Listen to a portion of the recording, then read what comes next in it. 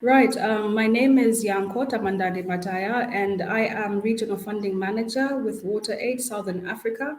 It's my pleasure to be hosting this session today on Walking the Talk, Sustainability Practices and Challenges in Our Own Organizations.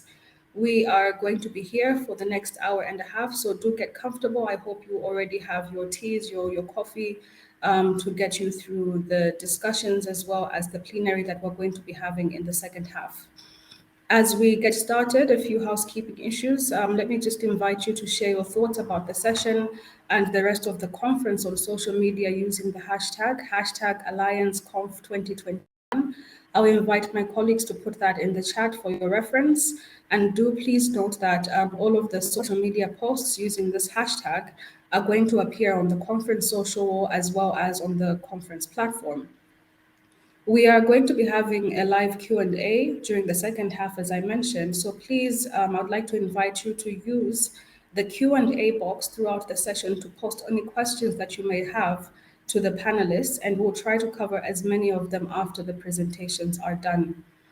And of course, we have the chat facility, which is for general discussion with fellow delegates. And please note that any questions that you would like addressed to the panelists are not going to be picked up in the general discussion tab. So please do remember that any questions to the panelists should be going into the Q&A tab. For today, we want the discussions that we're going to be having to inspire more collaboration. We want to inspire more sharing and learning. So please use dedicated discussion room on this session to share more in-depth thoughts and ideas. To get us started, some reflection quickly that while the global crisis is it's a global crisis, the sad reality is that the impacts are not being experienced homogeneously, and that those least responsible are the worst affected. If we go back in time, through the 1800s, we had scientists studying how different gases and vapors can trap heat in the Earth's atmosphere. We learned that burning fossil fuels would likely warm the planet, thanks to research by the Swedish scientist Svante Arrhenius. And we can remember James Hansen, who in 1988 testified before Congress that the planet is warming because of human-induced buildup of greenhouse gases, and he noted that it was already altering climate and weather. There has been a lot more evidence through the years and continued dialogue. The 1992 Rio Summit, the first COP that happened in Berlin in 1995, the contentious COP19 that was held in 2013. In 2015, the year of the Paris Agreement, reality unfortunately hit. Global warming passed 1 degree Celsius. We saw extreme weather events, including floods, droughts, and wildfires, which have only gotten more frequent and more severe around the globe. In 2018, we saw amplification of the global youth movement, triggered by Greta Thunberg protests outside of the Swedish parliament. And we continue to see more and more people-led initiatives amplifying the unanimous message, enough said, we need action. This year, all eyes were on COP26, which unfortunately did not meet expectations in many regards, but did realize the Glasgow climate impact among other outcomes. So aligning with and taking forward the issues discussed in COP26 and climate justice, we are now going to be exploring how we are translating good intentions to reduce our impact on the planet into action. So joining the panel today, I'm very pleased to invite them where possible to put on the mic and say a quick hello. Mike Robinson, who is Chief Executive of the Royal Scottish Geographical Society. Mike. Hello. Thank you, Yankho. Robbie McMillan, founder of Children of Rwanda. Hi there. Who is accompanied by John Dieu, Director of Programs at Children of Rwanda. Who is just having some technical difficulties. He's trying to get back online now. Well noted, thank you. But I hope that John will be able to make it into the room. We also have Danny Shivers, climate change researcher, activist, and performing poet. Hi, everybody. Hello. And we have Sheila Halda, Global Farm Systems Coordinator at Sendikau.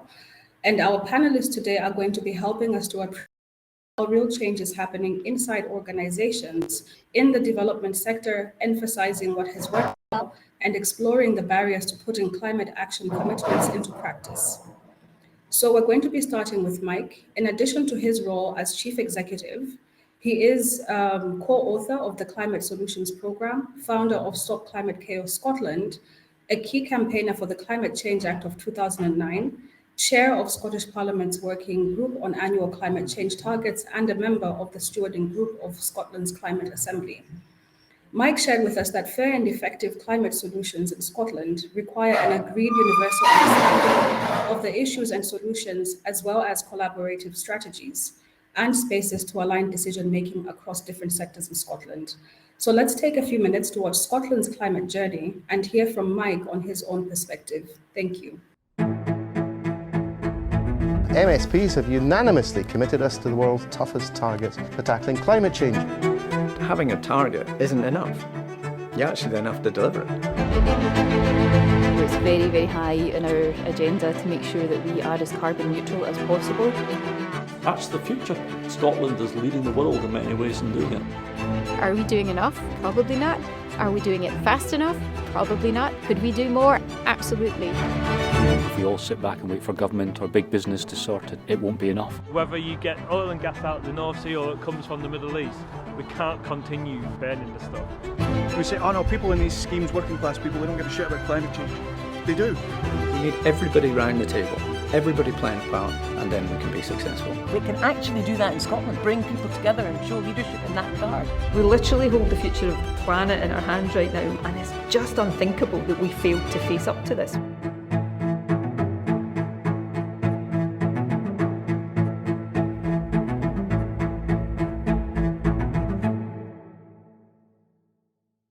That was a trailer for a film that we put together this year on Scotland's climate journey. And it's trying to be a sort of honest appraisal of where Scotland has got to on climate change, the fact that it has taken an amount of lead on this. There's very strong political support for action on climate change in Scotland, largely driven by a very, very strong civil society, very organised civil society pressure to take it seriously.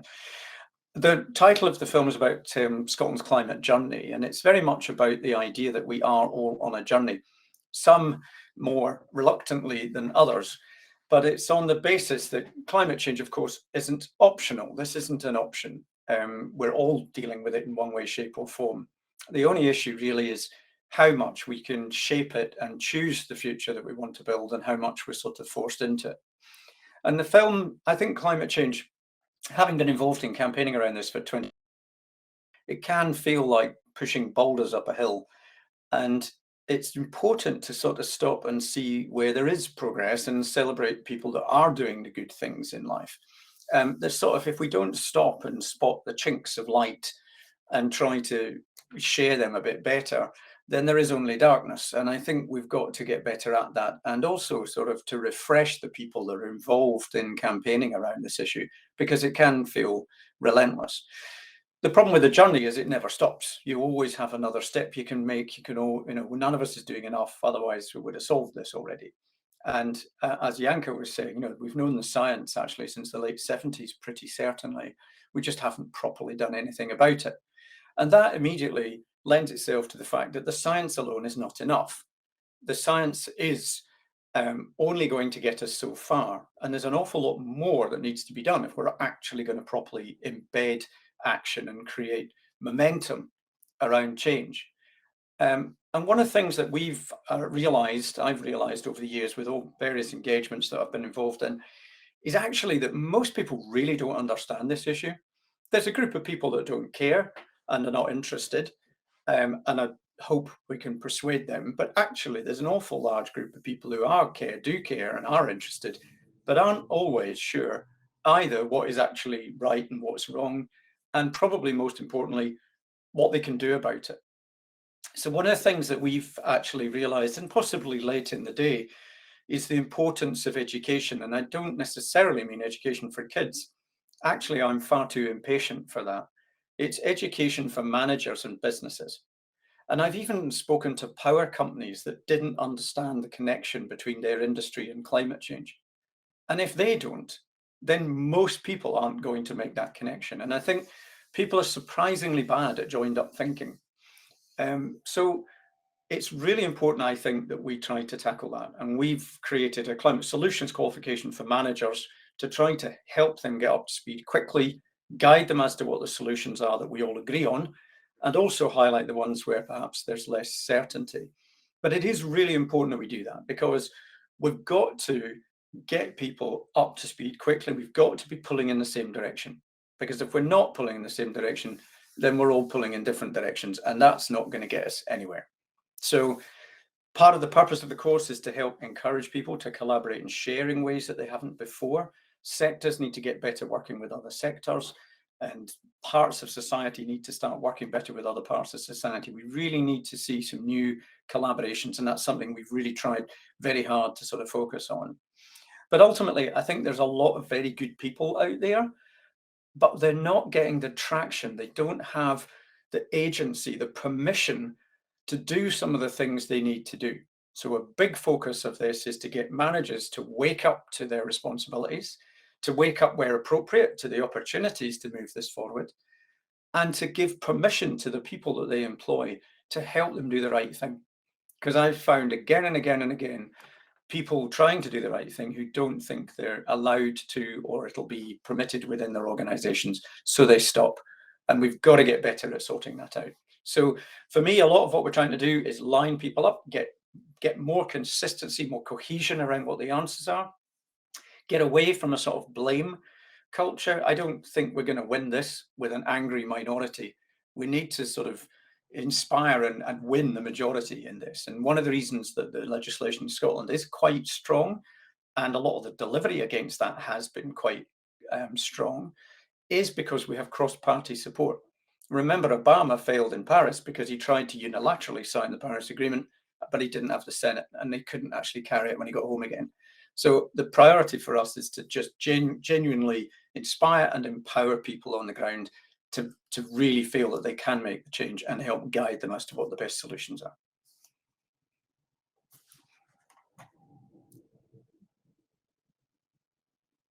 Thank you very much, Mike, and some very good reflections there around climate really not being an option, and speaking nicely to how the impact is being felt to different degrees, and how the actions also will vary depending on where things are happening.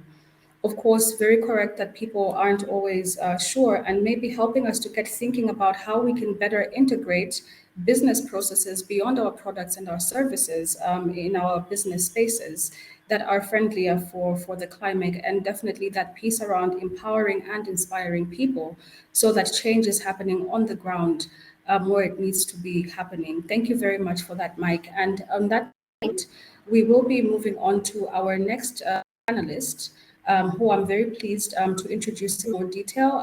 I see that Dieu is finally in the room. So we have Robbie and Jean. So Robbie founded Children of Rwanda whilst visiting the country as part of a dissertation research. And Dieu is the Director of Programs at Children of Rwanda. They have shared with us that there is growing consensus in the international development sector that the decision-making power should be locally concentrated. However, we see little shift to move that power from bodies in the global north who currently are holding it. And so Jean and Robbie are here today to share with us a little bit more about how they are doing this through their initiatives at Children of Rwanda. Over to you, colleagues. Good morning, everyone. Thank you, Yankho. So it's a pleasure to be here today with my colleague Dieu to tell you all about the exciting work we're doing with Children of Rwanda. While it might seem slightly off topic because the objective of our work isn't directly aimed at climate justice, reducing emissions, or even green initiatives, it is, however, focused at addressing the deep power imbalance that exists in our sector. And as we've heard many times from panelists yesterday, this imbalance must be corrected if we're to collectively start tackling climate change. So we have been asked, as Yankho has mentioned, we've been asked to speak here today because we're a small international development alliance that, after some hard reflection about the way we deliver our projects and our place in the wider sector, has decided to take drastic action to completely redefine the power structures within our organization. So we had operated for about 4 years, purely focusing on delivering our education and agricultural projects. and reaching more beneficiaries, while working like most international NGOs with a board of trustees who held the decision-making power in the global north, making decisions on development initiatives in rural parts of the global south. So we started to ask ourselves, who is best placed to hold this decision-making power for these development initiatives? Is it a board of trustees, in our case, which was in London, or is it members of the communities in which the development initiatives are actually taking place? So framed like that, it's a very, very obvious, there's a very obvious answer to this question. But we, as the majority of other NGOs, had structures and systems in place that concentrated the decision-making power on the other side of the world to where these initiatives were actually taking place. So over the last few years, Jean de Dieu and I have been working together to address this power imbalance and pave the road to creating an independent organization in Rwanda. Now, what we mean by that is we're not seeking to simply adjust the status quo and add some committees. What we mean by this is we're seeking to split the organization into to have two separate organizations with a Rwandan entity that is capable of self-governance, of raising its own funds, of managing the project cycle from inception to completion. And so, what are we saying? The idea that we're really trying to get across here is we're trying to hand over the tool that is the NGO in its entirety to the communities that we're working with.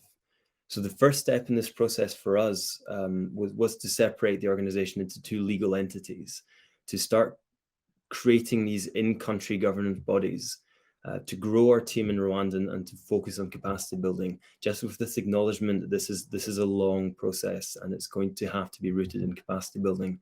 So to take the next step in this process, we have co-designed a localization and capacity building strategy that focuses on 11 identified areas of the organization, and we've set out objectives for each of these areas. And the idea is that once the objective is met in one of these areas, the UK body will hand over responsibility to the Rwandan entity for that area. So for example, if we look at monitoring and evaluation, once the team in Rwanda have a demonstrated ability to design and implement smart M&E strategies, this will be handed over and the Rwandan entity will be fully responsible for this. So that will be all for me. I'm going to hand you over to my colleague Jean de Dieu, who's joining us from Western Rwanda, to give you his perspective. Jean de, over to you.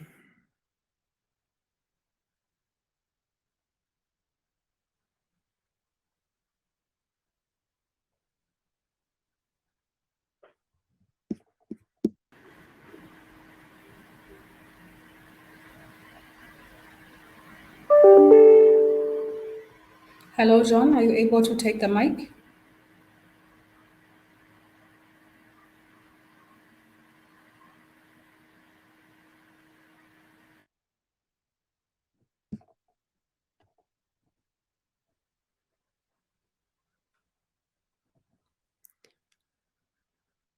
Hand it back over to you, Robbie, for further insights from Children of Rwanda while John is trying to sort out his tech. Okay, no worries. Jean de Dieu, just interrupt when you're ready. And okay. So if I could just, I'll continue while we're trying to sort this out. I think what I would say more about this is this is a long process, and we very much feel like we're having to reinvent the wheel, even though we know other organizations out there have done this and have been through this process. But as small NGOs, it's very hard to find the time to publicize this and to talk about and to share lessons learned. So if anybody has been through this process or knows an organization who have succeeded or failed at trying this, we would love to hear from them, because there are enormous lessons that we could learn. If we could just try again, Jean de, can you try and talk? There we go.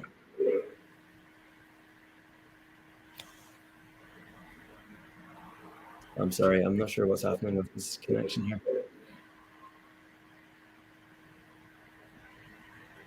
Unfortunately, the audio is down. I can see that he is unmuted, but the sound is just not coming through. But we may have a little bit of more time when we get into the plenary session. So let's keep the presentations going. At this point, we would like to move on to our next speaker, Danny Shivers, who, in addition to being an environmental researcher and climate change consultant, is the lead external carbon consultant for Christian Aid, True Care and Concern, and has also worked closely with Oxfam Great Britain, Action Aid, and CAFOD, among others. He's the author of the books, The No Nonsense Guide to Climate Change and No Nonsense Renewable Energy. You may need to speak to Dan if you'd like a copy of your own. And he writes a regular climate justice column for New Internationalist magazine. He has shared with us that there is major effort going on trying to standardize printing and carbon targets within the humanitarian sector at the moment, and that there is consensus coming together within the sector around aiming for 50% carbon reduction targets as a minimum by 2030, with much debate around what should or should not be included in those targets. Over to you, Danny. Yes, thanks so much, and great to be here. Thanks for inviting me to speak today. So yeah, as you just heard, I've been working with quite a few different organisations on carbon footprinting, carbon management, actually trying to set carbon targets, and I've been lucky to work with some organisations that have been sort of pioneering this within the humanitarian and the international development sector, but increasingly this is very much becoming a kind of mainstream expectation within the sector. Over the last few years, as the climate crisis has become much more prominent and on people's minds and taken much more seriously across society as a whole. And as Yankho just said, there is this growing consensus happening now amongst a lot of the different charities that I've been working with that we need to be aiming in the sector for basically being in line with the Paris targets, with the needs of climate science, to be saying we need to be halving our emissions by 2030 based on a pre-pandemic 2019 baseline. But also there's really important discussions going on around how is that effort distributed within the sector, and the idea that, you know, in line with climate justice, most of the effort and the responsibility for that transition away from kind of reliance on fossil fuels should be happening within the sort of operations in the global north, within those sort of offices and amongst sort of those staff, and that the burden shouldn't be falling on those working on the front lines in the global south. So there's a lot going on. There's not much time for me to talk about now. I'm happy to get into it in the discussion, or people can chat to me after. What I will quickly say is there's a few things that are working in our favour to help make this transition happen. One is that we have sort of good examples of sort of international development charities who have been working on this for a while. And Tom, if it's all right to kind of quickly share a couple of slides, hopefully they'll pop up okay. So yeah, one of the clients I've been working with for a long time is Christian Aid. They've been measuring their carbon footprint since 2008, and over the last 10 years have been working particularly on trying to figure out how to reduce the reliance on flights in the organisation. And yeah, there's a couple of graphs which might appear, hopefully, if the technical issues aren't with us too still. Okay, fantastic. So yeah, so you'll see here that this is the graph showing the distance flown per £1,000 of operational spend by Christian Aid over sort of between 2011 and 2019, just before the pandemic hit. And you'll see there was a lot of effort put in between sort of 2013 and 2017 to actively tackle the amount of flying that was going on and to identify how much of that was necessary, to put alternatives in place. Big effort across the organisation that led to this really significant reduction in distance flown per amount spend and per operation. So again, there's a lot of, and that's just one example. There's others out there who've been doing great things, including, I'm sure, plenty of you, and examples that I don't know about. But yeah, there's lots we can learn from what's already been done. But there's a lot happening now to be setting targets. And Tom, if we flip to the next slide, you'll see that what's happened recently with Christian Aid. So from between 2019-20 and 2020-21, of course, the carbon footprint of the organisation dropped dramatically because of COVID. If you look at these, if you see these charts, the blue bar at the bottom is flights. And I suspect for anyone who's doing international work has probably seen a very similar impact. But you'll see that projecting forward, Christian Aid has set a target of, in line of getting to that 50% cut by 2030 in the total carbon footprint of their operations. They're looking to make sure that sort of post-pandemic, the footprint only comes back to 60% of pre-pandemic emissions by 24-25, to make sure that then it can sort of decline again back to 50% below, or as a minimum, and they're actually aiming for more than that by 2030. So the point of showing this is to say, this is just one example of one charity that has been working on this for a bit and is trying to set targets, and there are plenty of others as well. And we can switch the slides off now. I don't want to get into too much detail of this because I'm running out of time. But the point here is that this can also, another thing that's in our favour is that this ties into exactly some of the other issues that we've just been hearing about, the importance of like decentralization, decolonization of the development sector. If things can become more localized, more regionalized, that if capacity within countries and within regions can be built up, then there's less need for international travel potentially. These things can very much go hand in hand and be part of the same agenda. And that there's increasing collaboration going on within the sector too.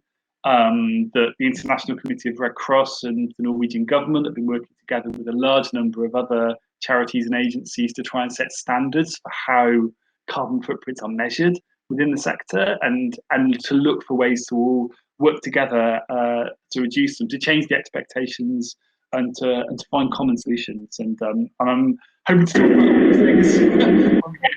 Thank you very much, Danny. So thanks, everybody. Much appreciated, Danny. Love the enthusiasm. I think you've shared quite a bit there around some of the practical things that can and need to happen at an impact level, just really tying in nicely with what Robbie had to share about their initiatives with Children of Rwanda, as well as some of the insights that we were able to capture from Mike earlier on, and that really strong emphasis around that ground level, that impact level type of intervention that needs to be happening around the climate subject. On that note, let me transition us to our speaker during this session, who I'm very pleased to introduce as being Sheila Halda. And she is Sendakau's Global Farms System Coordinator. Sheila also is responsible for farming system strategy within the programs, so that smallholder farmers in SAC groups and communities are supported to sustainably and productively manage their land in the local context. Again, you're seeing the narrative around the local and the ground level impacts and changes which are happening by all of these excellent speakers.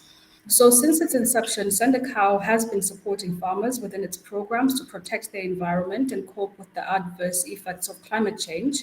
And to demonstrate this commitment to climate justice, Sendakau has also been on a journey of its own to ensure that the impact of its own global operations do not add to the climate crisis so keenly experienced by the communities that it supports. In 2018, Sendakau calculated its organizational carbon footprint. I would like to think something similar to what has just been shared with us a few minutes ago by Danny. And they are currently developing a range of sustainability practices and policies to keep this neutral. Over to you, Sheila. Thank you very much. Good morning, everyone. Sendakau has been supporting farmers for over 33 years, as you've just heard. And our approach has developed over this time, but has always been one that is agroecological. We've used organic and low external input methods and have an integrated approach. So the agriculture goes along with gender, inclusion and enterprise themes. With the farmers, we build on what is there. promote on-farm diversity and multi-purpose farm elements. We now call this our agroecological climate positive approach, and I'll briefly share how this provides support to farmers and their families, informs policy and actions at our organisational level, and can offer a potential mechanism for community engagement with local carbon sequestration measures that can also be offered as an ethical option in the carbon market. Let's just unpack this a bit. For the farmer, ACPA is about those growing techniques, crops and enterprises that are suited to the farm's specific location. We use systems approaches such as integrated pest management, agroforestry with multi-purpose trees, improved animal management using welfare-based frameworks to underpin production, composting methods that build and rebuild soil communities. We also use resource mapping, farm design, planning and visioning to help support families to reach their goals. ACPA is designed to improve farm efficiency and productivity, diversify crops and farm components and diets, and provide surpluses to meet local market demand and raise income. There are challenges for smallholder farmers where we work. Last week I was in Western Kenya, and a farmer, Violet Natembea, told me of some of the challenges that she faces. She told me she has to do everything. She needs to do terracing, water conservation, tree planting, intercropping, diversify crops, diversify types of crops, just to try and ensure she gets something. Even so, she's not sure the rain will come this season. And if it does, it's sometimes so heavy now, it can still wash away some of her crops. Farmers have to be resilient, but this comes at a cost. They're sourcing different varieties of seed and types of crop, managing a complex, knowledge-intensive system on a very small area of land. A situation that has got more difficult over time, not less, and for reasons she has had little to do with. Farmers in Kenya, Uganda and other countries know about climate crisis, and they're aware of the need to be part of the global solution, not just adapting their activities, but also mitigating through their actions. But how can they and we know that their hard work is producing measurable improvements in soil carbon, farm biodiversity and other environmental aspects? How can we assess this in ways that are affordable for them to do? We're currently working with some research partners and farmers on developing simple indicators for biodiversity and soil carbon capture. We think that ACPA is a win-win methodology. Why? Research by the Natural Resources Institute of Greenwich University found evidence linking these elements into an efficient farm system has a net effect of removing greenhouse gas emissions at farm level. At organisational level, farming this way with intentional environmental improvement integrated into the production system is climate positive. Both the carbon scorecard that Sendikau did in 2008 and the carbon footprint done in 2019 by external agencies found this to be true over all of our projects and programmes, including accounting for our support functions in the UK and country offices. At community level, using ACPA and working together can mitigate against the impacts of droughts, soil and tree losses, severe weather events. And at community level also, disaster risk reduction planning and community ownership of these processes is key to sustaining carbon positive methods into the future, as we'll consider in a minute. Let us look briefly at our organisation. Sendikau in 2008 commissioned an independent review into what constitutes an environmentally sound programme. We called it Preparing to Climate Proof. Now the time for preparation has gone. We know we're in a critical period and those who are feeling it most are the most vulnerable on the planet. Sendikau's most recent independent assessment done by climate stewards calculated our carbon footprint as 316 tonnes equivalent of carbon dioxide, 50% of that flights and 11% energy. Low, but we want to do more and have an internal green team reviewing and developing policies for our offices in the UK and in our country teams. Travel reduction. We've moved our technical and M&E functions to Nairobi from the UK, and we'll be working from home. Our national travel is low as most of our staff are in country, but we will move towards low emission and electric vehicles where possible. And we've switched to a sustainable energy provider, Scottish and Southern Electric. We have online meetings, but we know the internet is not carbon neutral.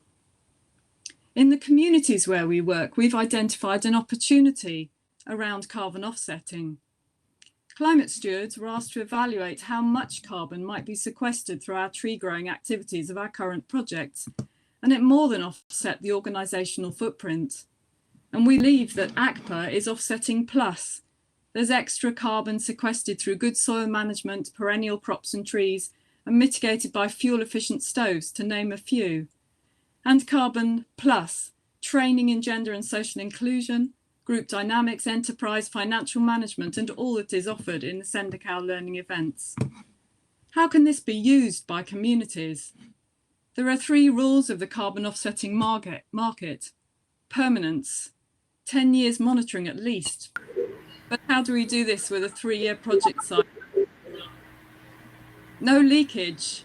Whatever is done has to enhance the farm, and additionality. That's a challenge in programs that already have trees. Our Ethiopian team worked with us to design a pilot project based on an already running dairy improvement project, but adding in 5 fruit trees per family. That worked out an additional 9,390 tonnes of carbon could be captured over 15 years. Thank you very much, Sheila. Much appreciate your insights. We still for you to provide a little more detail during the panel discussion. And I will remind our participants today that the event platform is accessible and that we can contact speakers directly outside of this session should we feel that there's more that we would like to appreciate from them. So Sheila, thank you so much for bringing in that gender lens into the climate discourse, really touching strongly on the climate justice aspect, the burden of unpaid work, time poverty, and really bringing in that aspect of how do we measure the results. So yes, we define the actions that we need to undertake, but how do we know that those actions are taking us in the right direction? Thank you very much. And I hope that that sets us into the right state of mind for the next part of the session, which is going to be a plenary where we have the opportunity to direct questions to our panelists and maybe share some reflections responding to what we just heard today. To give a moment, I did see, Jean, that you had resolved your tech issue. Are you able to take the mic now that I offer you about a minute or two just to share a little bit about your work with children of Rwanda? Hello, everyone. Perfect. Yeah, thank you so much. It's a pleasure to be here with you on this platform. As my colleague Robbie said, we thought that to create an independent organization separate with children of Rwanda, UK and children of Rwanda is a very good idea, and to achieve a real community ownership and to make the project better and to increase our impact. Me and my communities, we are living in the communities to whom we are working with, and we are there to the communities, and we know what the communities need to change, and we know what is happening. And also, one of the issue in the current system is that because decision-making power is held in London by the volunteers, decision-making along to be made in which is made and then is complicated to us who are in the ground, and it takes time really to be taken. The process to build an independent local organization, we must begin with the training in order to build their capacities and to make sure they can accomplish activities planned in a sustainable way. This is how we understand by sustainability for the Children of Rwanda and organization and the team as well. But also we must read for able to be able, and that is needed in a local NGO, so that we design, implement, and evaluate the impactful project within our communities. But also we need to be able to find the fundings for ourselves and not relying on volunteers in the UK. We see organizational sustainability as well. The vital tasks keep to NGO life and functioning are done within Rwanda by paying Rwanda staff. This is also sustainable. This process will take time, but we believe that we will achieve the goal of making Children of Rwanda an independent organization. Thank you. Appreciated, John, and really giving us a practical example of that transition that is happening from global north to the global south, and also the importance of that capacitation and the importance of seeing impact level changes happening to ensure sustainability of the different pieces of work that are happening. Thank you very much for sharing that with us, John. That brings us to the next part of our session today. We've got some interesting comments and questions coming up in the chat facility. As a reminder, we do have two tabs. There's the first tab on your right-hand side of the screen, which says chat, where you can post your reflections and insights to share with other delegates. And then we have the tab for questions, which you would like to be addressed to the panelists. So please do use them appropriately. An interesting comment coming in from Robert Eric around the use of public sector pension funds still being invested in fossil fuels. And we also have a reflection from Samantha, who is with Link Education, sharing that they have been operating in this way in Uganda and in Malawi, supporting independent organizations with their own boards. So some good comments coming in. Our first question coming from Robert as well. Do you think, addressed to Mike, do you think there could be any traction in campaigning for public service fund managers to be trained in this area? Over to you, Mike. Thank you, Yankho. The answer is yes, of course. What I think is really surprising and slightly disappointing is how little people, particularly in some of the investment community, really understand this issue. It was brought home to me about 2 years ago when I was talking to international investment brokers, and they'd been at a conference in Paris where it had been stated there was something like 9 trillion of disinvested funds on the international market that were looking for a home. And there was shock within the community that coal had become uninvestable. And it made me realize, as a climate campaigner, that I could read the future, because the demise of coal was predictable 20 years ago, and as is oil and gas now, and all sorts of other things, including combustion engine cars and various other things. So it really, really brought home to me how little they understood this issue, and also, I suppose, an opportunity in the sense that there's an element of prescience in this. If you understand it properly, you know a lot about where this is headed. The problem with all pension funds is that they want their cake and eat it. They are very, very risk averse. They think even things with a guaranteed 25-year income are quite risky. They're not going to invest in new technologies and new ideas because that's way off the scale risky for a pension fund. But they are really confused at the moment, and they don't know where to invest a lot of their money that's safe for the future, because there's such significant change in so many arenas right now. I think the challenge for a lot of charities in this space, and we've found this in Scotland, is that you can't begin a conversation with a pension fund for less than £20 million. They don't really do sums less than 20 million. And I wasn't aware of any project that cost 20 million. So we had, I think there needs to be a sort of intermediary role here where people are helping sort of collate all of the good that's going on and build it into a cohesive program. The other thing we've got to get pension funds away from and other investors away from is thinking that the only answer is to plant trees. And already, I know this is an issue in Africa, it's an issue in Scotland. The land price has gone through the roof in Scotland with people trying to buy land to shove trees on it. And of course, it's not the first thing they should be doing. They should be cutting their carbon footprint and doing other good things. They shouldn't just be shoving trees somewhere else and pretending they've dealt with it. And there is a real problem there, but there is also a massive opportunity because an awful lot of this isn't going to happen properly without significant funding. And I think we've got to challenge what they see as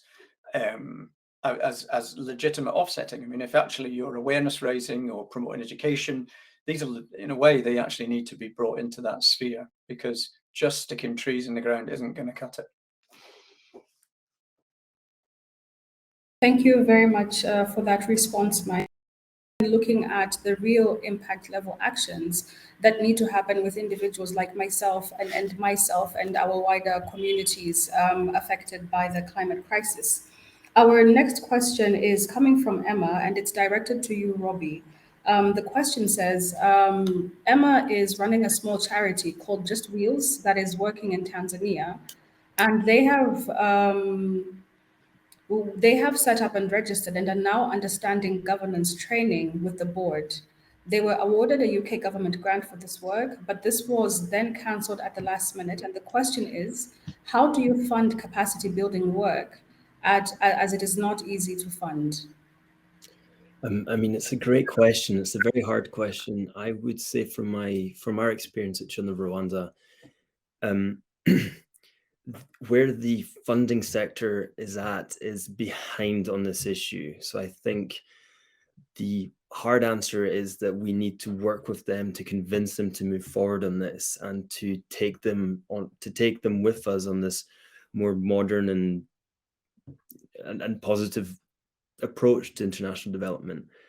So that would be the larger scale. I would say it's all about targeting your fundraising streams. Like, this is a complicated ask. Like, it's a complicated message. So we're not going to get this from individual donors. Major donors will be a risky one as well. For foundations, it's really hard. I think it's all about having really, really convincing narratives and being able to engage with foundations that you have a history with, and that you're able to find that time to discuss. You're able to open those communication channels and have an honest discussion with them about moving forwards.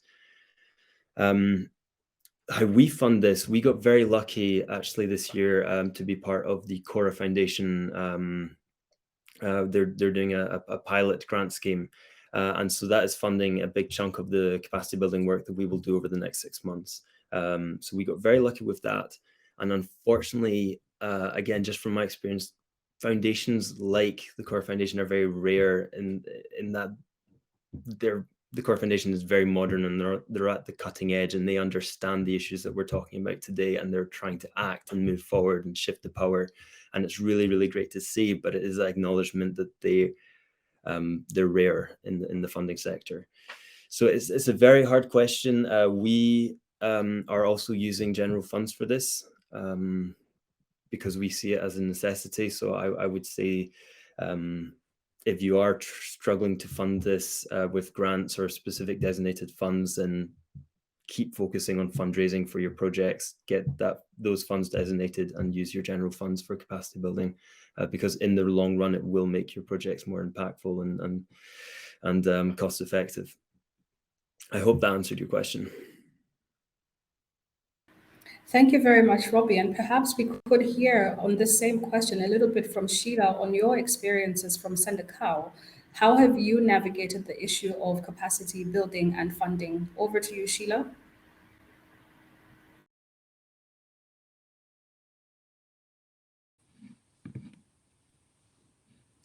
Thank you. Yeah, I mean, I think one of the things that Sender Cow has done has recently continuing the journey of building capacity in our country programs. We have local boards in 2 of the countries and an intention to increase that.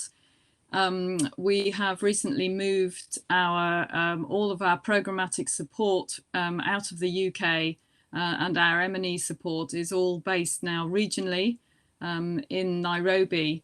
But I want to pick up on something that's just been said about the need for investment and funding and financing, because of course we want to go down that route of more decisions, more strategy being done in the countries where the partners and farmers we work with are. And as we've just heard, that costs money to make those shifts. But as well as that, some of the other issues that we're talking about, like trying to make our organizations, the carbon footprint lower, also takes funding. And the country director in Kenya last week said to me, how can I put solar panels on the roof of my office when we rent it and the landlord doesn't even want nails in the walls?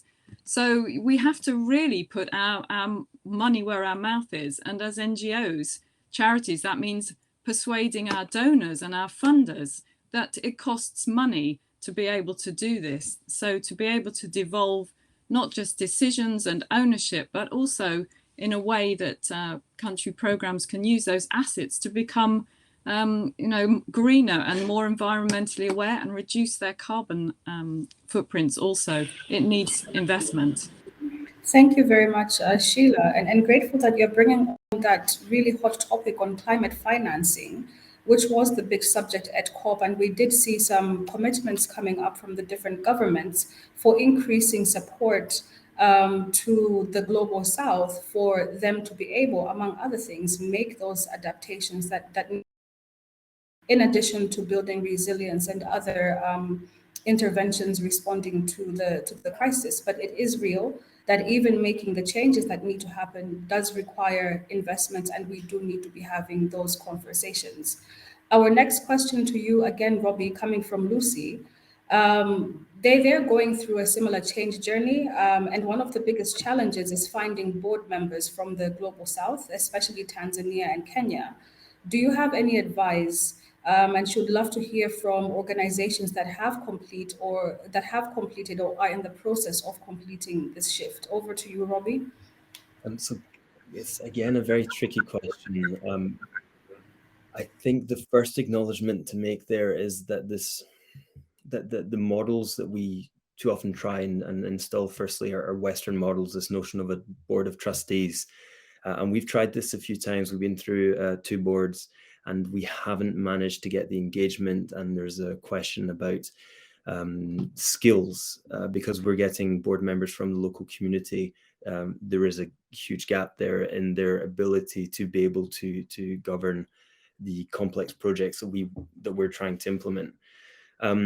So the approach that we've ended up taking is to seek really motivated volunteers and then to go down a big process of capacity building with them.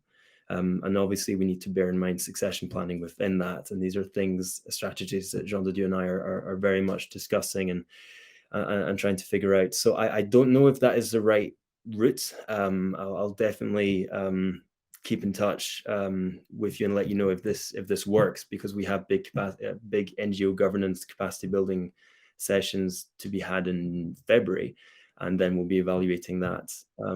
The organization we're actually using, sorry if I remember correctly, you're Tanzania and Kenya. The organization we will be using operate in Tanzania and Kenya as well. So if they do deliver good NGO management training to our board, I'll be sure to let you know and recommend them. But I think just to come back on that first point, it's just this acknowledgement that we may need to completely shift the system and create something new that is context specific, that works with local cultures and practices and isn't necessarily something that we would jump at firsthand because we're so used to this concept of structures, board of trustees and executive teams, etc. So Thank you so much, Robbie, for that response. And again, the opportunity is there to share more detail as the conference platform remains open. I do have a question to you, Danny. If you may share with us, we have a responsibility whilst on the subject of funding. Do we have a responsibility to change of donors? And what kind of collaboration within the humanitarian sector do you think might help us to shift to lower carbon operations? Yeah, absolutely. And this is a crucial point. And just as Sheila was saying, there's work to be done in terms of shifting the expectations of donors around what some of this program work that everyone's doing, the changes that will need to happen if we're talking about doing everything using essentially half as much fossil fuel by the end of the decade. Those changes need to happen, and that will need investment in the short term to kind of, in a lot of ways, to create those changes in the longer term. But the opportunities here around collaboration are huge, both in terms of firstly making sure that this isn't a question of there are some charities talking to donors saying we want to do this transition, and then others who aren't, and then those who are just kind of coming in with the old school way of doing things of let's just burn lots of fuel and we'll just set up petrol generators everywhere and it'll be great. Don't get the funds because they're easier and familiar, that we make sure that we're working together and have a bit of a united front here and saying this is change that needs to happen across the board, and try to kind of help and educate donors that of what's actually needed to make this transition happen. But also that sort of collaboratively there are opportunities to kind of share some of these investments, whether we're talking about things like, if people are operating in the same country and there's a need for like, well, what does it look like to, in this particular city, in this particular region, to start saying, if we're shifting to putting up solar panels on our offices, if we're working together on that and figuring out what the local planning restrictions and so on are, if we're talking about shifting towards lower carbon fleets, whether that's through electric vehicles or these things are going to become much more affordable and available in the next few years, and that's going to be much greater possibilities around some of these things, particularly things like electric charging and so on, if there's a collective effort within the sector to say, let's do these things together and let's share these resources and these initial investments to make these things happen, rather than organizations being stuck kind of doing it when, which makes it all much more challenging. And these are conversations that are just beginning and expand and continue across the board. And another big area is supply chains, which we haven't really talked about yet, but again, like as part of the kind of that are happening in the humanitarian sector, there's this growing understanding that while up till now, when people's carbon footprint's been measured very much and understandably on the things that are easier to measure, that clearly have a big impact and that they feel they can do something about. And that's why things like flights and travel and building energy and paper and so on have been a big part of the footprint so far. But supply chain, particularly kind of large-scale purchasing of sort of relief and development, humanitarian equipment and assistance and food and so on, is the footprint of the sector. And it hasn't really been looked at so far because it's hard to measure, it's hard to calculate, it's hard to feel you can do a lot about it.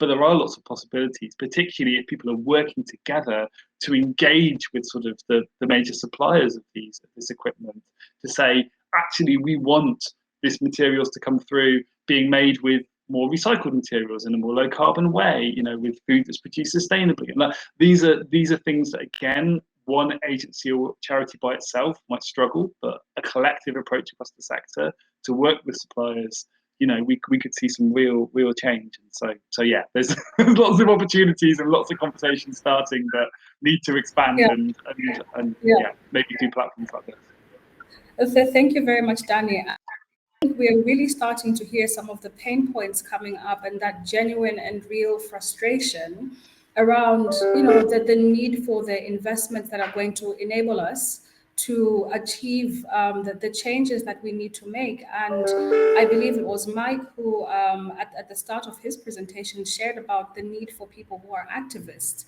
to be refreshed from all the effort that they're putting into drawing attention to this subject and calling for action. So maybe Mike, You can share with us a little bit about how you have channeled your frustrations as an activist, countering negativity. And how do you think that we are going to win the majority over and get beyond an angry minority? Over to you. Thanks, Yankho. A couple of ways to answer that. I think I'll start with a sort of story, if I may, if you're asking me about how I channeled my frustration. Years ago, I used to work for the RSPB, and we had a Christmas catalogue that sold all sorts of total rubbish. And the single biggest selling item in the Christmas catalogue one year was a Beatrix Potter pyjama case. And it was like £40. And I just thought, God, people have got money to burn. So I took that as an incentive to find something that was actually worth spending money on, and spent the next 3 years building a solar energy product that people could buy and invest in, and it actually was useful. And one of the things that actually came out of that I think is really an important point here actually is initially I got lots and lots of slightly rude letters from members and supporters and others saying, what have birds and what's wildlife got to do with solar panels? Don't they just poo on solar panels and make them less efficient? And initially, and I've seen, and this is an important point actually, I've seen an awful lot of people at that point, when first challenged, back down and just apologize. And that happens too often, because if you do that, you've just conceded that actually what you did was nonsense and you shouldn't have done it. And I took the time to write back to every single person that wrote me a stupid letter and said, this is what it's got to do with wildlife. This is, it's a very obvious connection, climate change, and explained it through. And in almost every single case, people went, okay. They weren't angered by it. They weren't still disagreeing. They just didn't get it. And the reason that was important was then when I helped set up Stop Climate Chaos Scotland, the same thing happened to a lot of the humanitarian agencies. They got letters from people saying, when are we going to go back to sorting out, famine or whatever else they were dealing with? And why are we wasting time on this climate change stuff? And because of that experience I'd had with the solar energy product, I ended up actually writing some of the letters back on behalf of some of the humanitarian bodies, just saying, look, it's a really obvious and direct causal link, and this is the link. But it was really important because at that point, the temptation, again, was that sort of to back off a bit, to apologize for upsetting people, and actually misreading, I think, the letters that were coming in. So I think it's really important that we're sort of robust in when we're right, we've got to be more robust about it and more clear and more, I think, helpful. I think we just understand that people aren't particularly great at joined up thinking. And the other thing I just want to put on the table quickly is there is, of course, a focus on what we individually can do within our own operations. And I think that's absolutely right. But don't underestimate the power of the NGO community as well. It's still one of the most trusted parts of our society. And actually a really important part of what we can do is to communicate and help people make those connections and understand the link between this thing they care about and climate change and everything in between. And I think it's really important that we don't lose sight of that.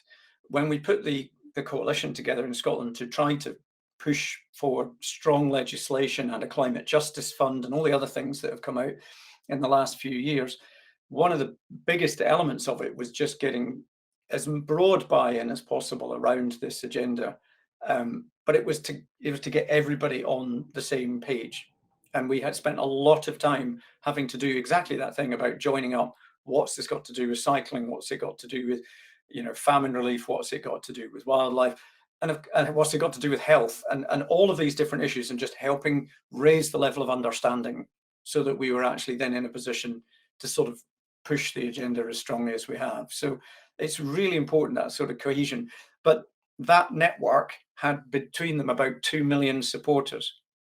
And to ignore that as an audience was a massive missed opportunity. So we actually spent a lot of time telling our support base why this mattered, why they should be engaged, and what we were trying to do about it. And I do think we mustn't lose sight of that's one of the most important things we can all do as charities in this area.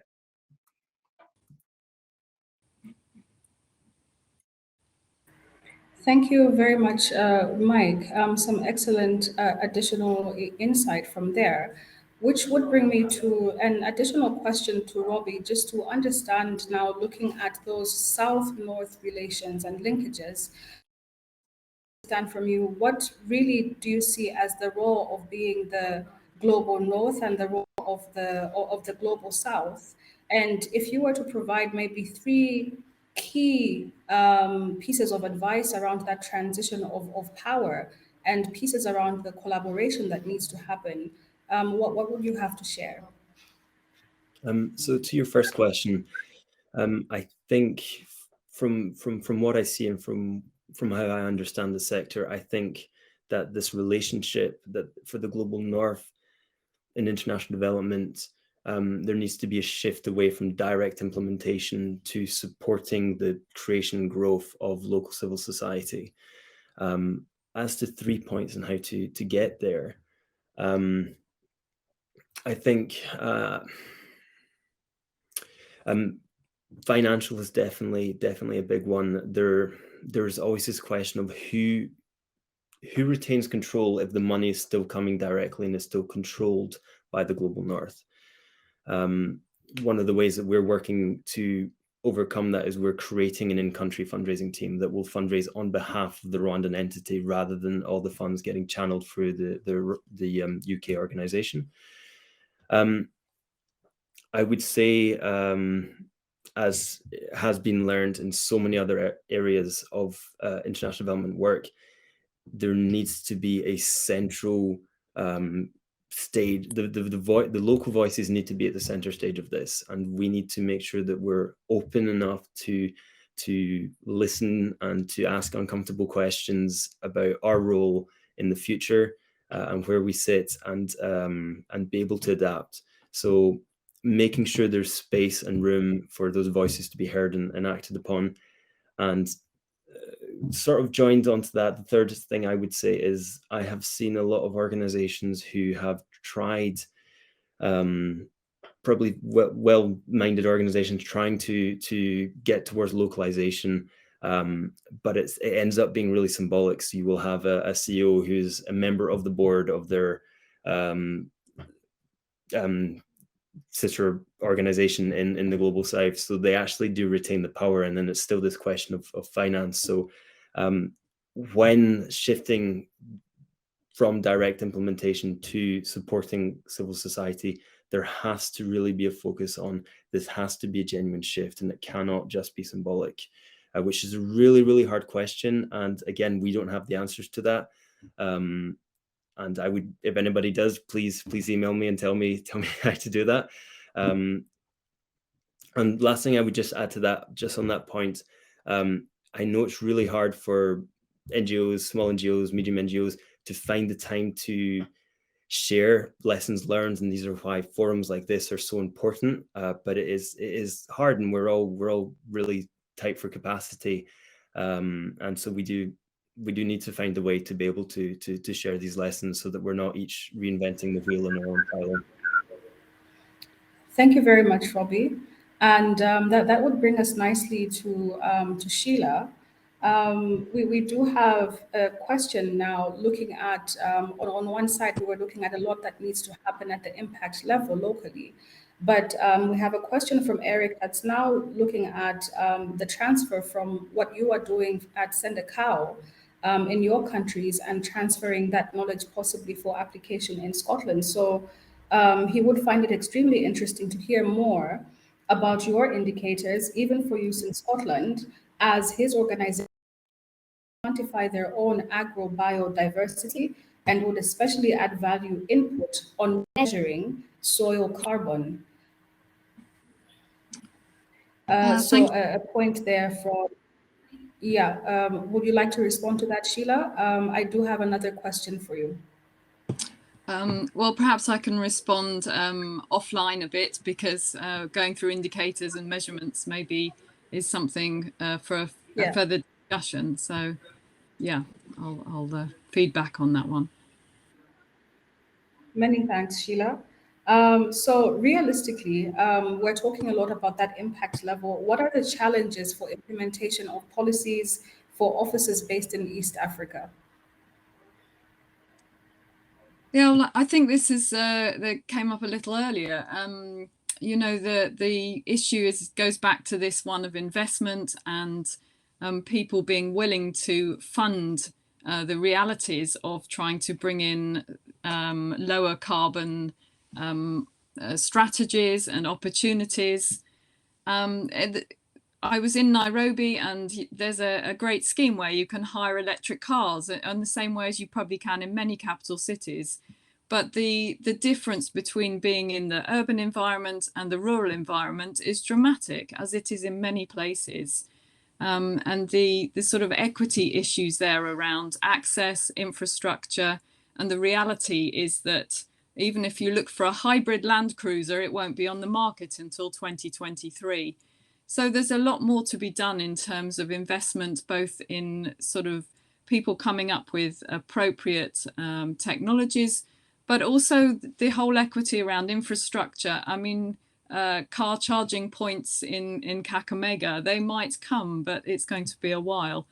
So I think there's work to do there. But something that others have touched on is the need for us to work together and to learn from each other.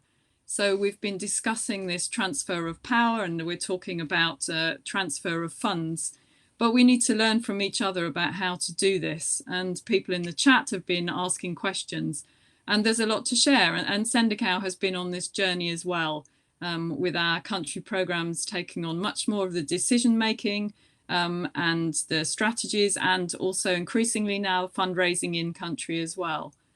So I think we should share around how that happens, but also it's really important that we share around solutions such as the community carbon offsetting that I was mentioning. It's a really good project idea, and we have a certified B Corp has come alongside us as a partner. So this is a business that wants to do their offsetting in a sort of a socially responsible way, and wants to work with an organisation that is handing over all the responsibility to the community. This project will be monitored by community members, not by Sendikau. It will be monitored by members of the local associations who've had training in doing that. But a local partner, Terapeza Development Association in Ethiopia, is actually running that because they are there for the duration, not us. They live there, and they can take the benefits of the carbon offsetting.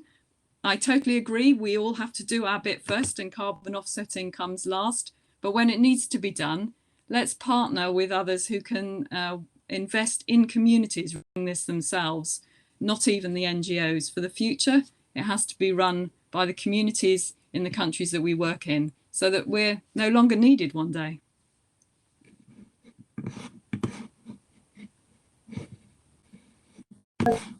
Very much for that, Sheila. And I think a really good note to end in terms of, not being needed one day, which speaks to the sustainability that Jean spoke to during his time in the first part of the session. So I'd like to make a follow on, and I hope that the tech does allow. So Jean, how are you measuring success in the localization of the Children of Rwanda initiative?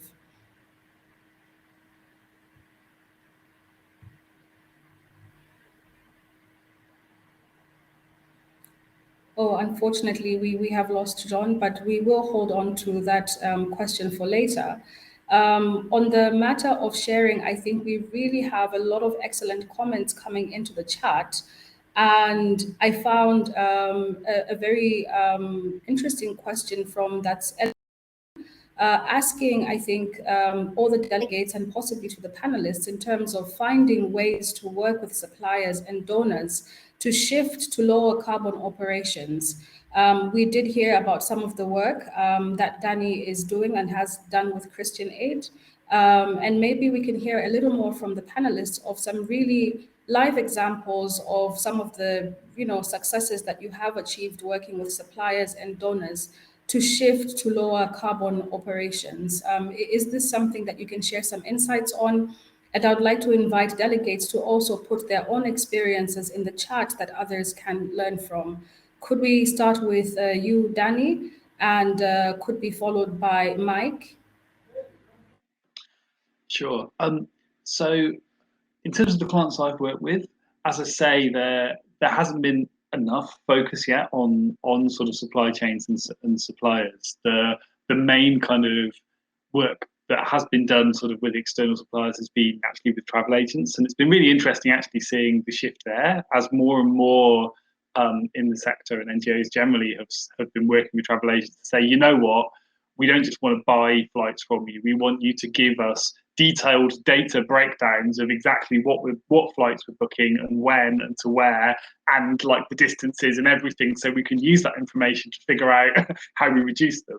And that's been a bit of a shift, and certainly a lot more travel agencies are now much more forthcoming with that data, and supporting that bit of the transition. I think beyond that, I'm hoping that we'll hear more examples of where people have actually been working more directly with suppliers of other goods and services beyond travel, and certainly that's something that I'm hoping to hear more from others. So yeah, it's a conversation at my end that's just beginning. If others have examples, it'd be great to hear them. Much, Danny. Mike, any additional reflections or lessons that you can share on that one? I guess, I mean, we are obviously working with quite a lot of sectors of society, and I think, I guess the first thing is actually everybody in the society has a role here, but some of them don't always know what that is. So there's an element of just trying to help in all of this coordination. Coordination is really the critical point in all of this. Both government actually is quite easy to work with in a way, as long as you've got a strong lobby group behind you. Although it does take a lot of effort to get round the table with government. I mean, we put huge effort into building the Stop Climate Chaos Coalition, and what it entitled us to was a seat that was equivalent to any large company, probably. But it did give us access, and it allowed us to sort of win, as I say, cross-party support, cross-religious support. And so actually it was really important to sort of pushing the agenda across many different sectors.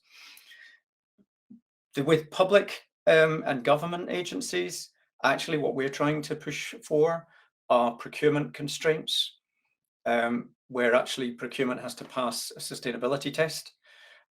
We think it needs to be that sort of level. We think that that's going to start creeping into ethical investment and other investment decision making. So there's again a strategic sort of top-down approach. It used to be in sustainability, in ethical investment.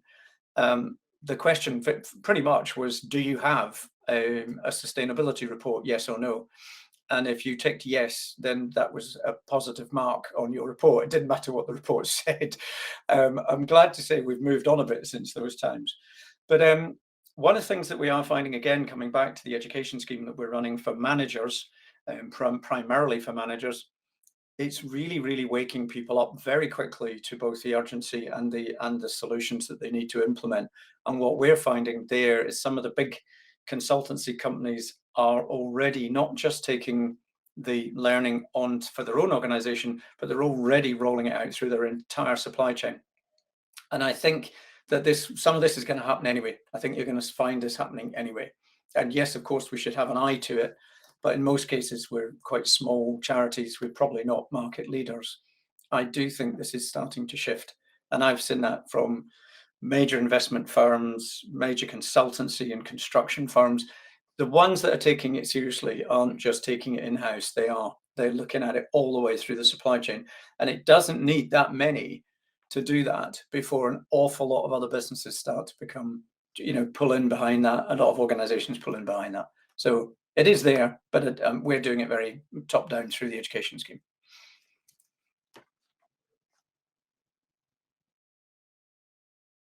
Thank you very much.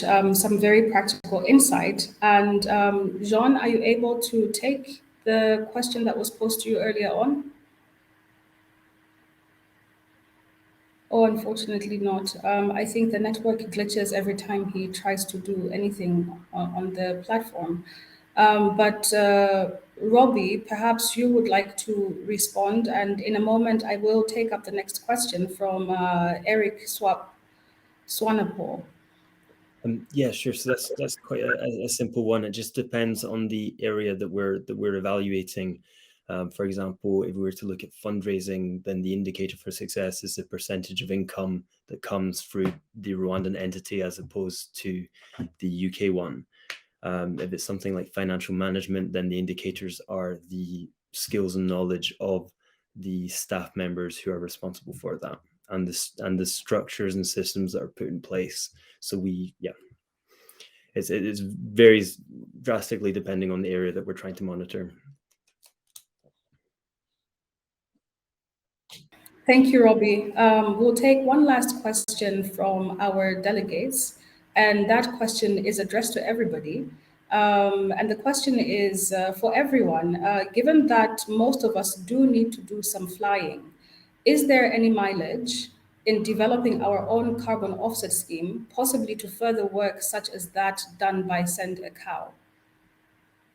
So Sheila, I may give you the opportunity to get started on the response to that one, and do pass on to Danny, who will pass on the mic as we wind up. Thank you. I mean, again, working together is the way forward, and doing things in collaboration, not reinventing things, is how we have to move forward together.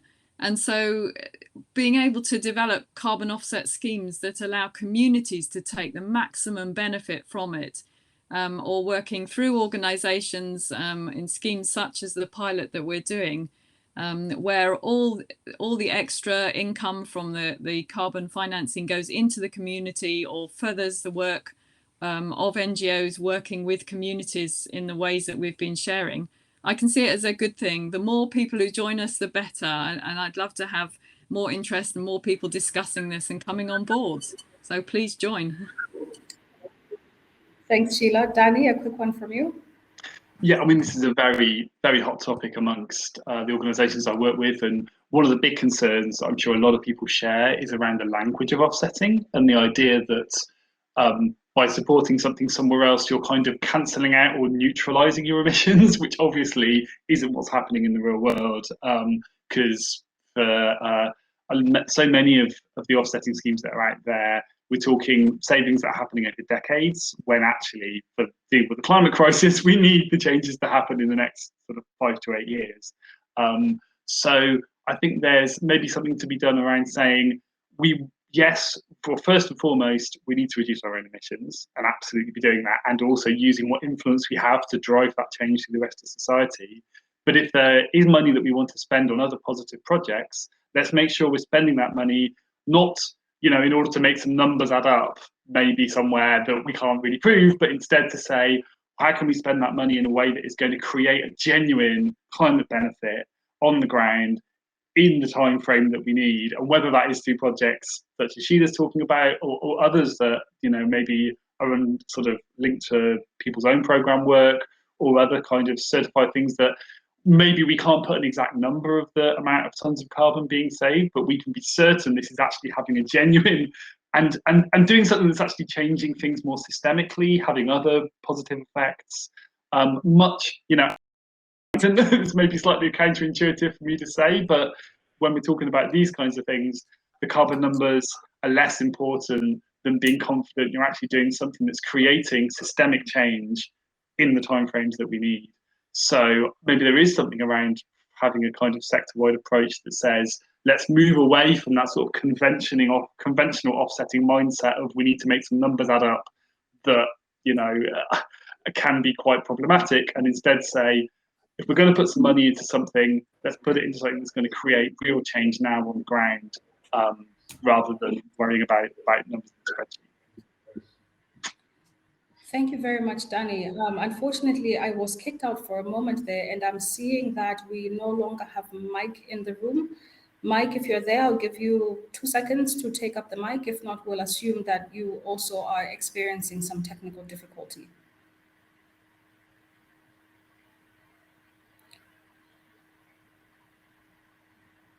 Okay, and I see that we also do not have Jean. Robbie? I'm afraid I'm not going to have anything of value to add to carbon offsetting, so I will defer to Danny's answer that made a lot of sense to me. So. Excellent. Thank you very much, Robbie. And on that note, let me take this moment to say thank you very much to our presenters, to our delegates for joining the conference, and most especially for participating in this session, where we were looking at the very important topic of walking the talk, sustainability practices and challenges in our own organization, and really thinking critically about the things that we can do in our respective capacities and in our context to realize sustainable changes and impacts in the climate crisis. I would like to draw your attention quickly to the poll that has been posted up in the chat. Please do open the chat tab, and there you will find a link to the poll where you should complete a quick survey. And these are three open-ended questions for delegates to add information about their proposed activities and to let us know how the Alliance can support them to implement. Alliance can support you, our delegates, to implement these different activities. So I would like to encourage you as well to continue to participate in the conference. There are more very interesting sessions coming up this afternoon, as well as a number of networking and discussion rooms that you can participate in. And of course, we still have a few extra minutes in this session where you are free to post any quick additional questions in the question tab, or to put any additional insights in the chat, or take note of individuals that you would like to connect with after this session has wound up. So I'd like to invite everybody to give a quick round of applause. I think the delegates are not able to turn on their mic or cameras, but the panel can definitely switch on their microphone and also put the camera on if possible. And just give a round of applause for an excellent session today. Definitely the learning has happened, the sharing has happened, and looking forward to tangible action move. A quick round of applause.